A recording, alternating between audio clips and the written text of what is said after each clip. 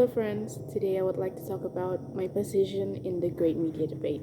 So, the great media debate between Clark and Kozma had me in a quandary.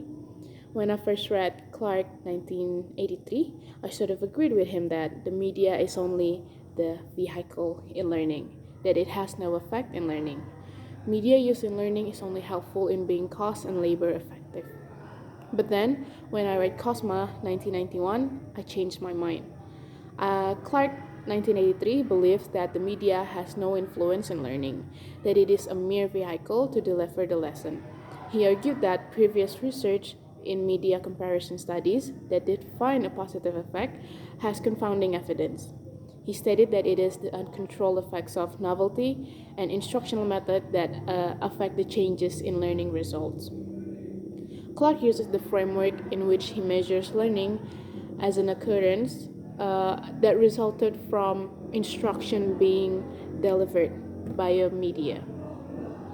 Furthermore, Kozma 1991 made a rebuttal to Clark where he uses the framework in which he measures learning as an active collaboration with the media to construct knowledge. So I have to agree with Kozma on this one because Clark did not account for other aspects in learning when integrating media into learning. If you measure how effective media is with the exact same teaching method or instructional design and order or structure of learning, of course it will show no effects because the only thing that changes is the media. So if you want to measure if media have any effect on learning, then you have to take into account how media interacts and complements the teaching method.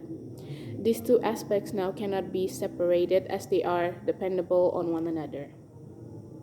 So as we discuss further into the great media debate, I will now use media and technology interchangeably because technology encompasses analog and also digital media. Now, if we refer to the TPAC framework by Mishra and Kohler 2007, we can see the difference in which Clark and Kozma view technology. In his research, Clark did an oversimplified approach where he treats technology as an add-on instead of a component of learning. So, to produce effective teaching with technology, we have to consider these three components. The first is content, pedagogy, and also technology, plus the relationships among and between them.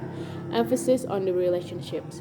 Clark did not account for the relationships between these three components, pedagogy, content, and also technology, which is why his findings show technology has no effects in learning. His analogy that defines media as a vehicle for learning shows a distinct separation between media and instructional method and content, which indicates Clark's epistemological stance that locates knowledge solely within the individual. The methods necessary for learning to occur are a property of the individual. In this view, the media used to move the knowledge from the instructor to the students are generic and replaceable. On the other hand, the framework used by Kozma is linear with the TPAC framework. Kozma views technology as a dependable variable to pedagogy and content, with accounts to the relationships or the connection between them. So Mishra and Kohler 2007 stated that technology is not one size fits all when it comes to learning. So when integrating technology into a classroom activity, you need to consider whether the technology is appropriate to your pedagogical problems and the learning content of the subject. So, moreover, this statement by Kozma shows his epistemological stance. Whether or not a medium's capabilities make a difference in learning depends on how they correspond to the particular learning situation, the tasks and learners involved, and the way the medium's capabilities are used by the instructional design. Kozma 1991.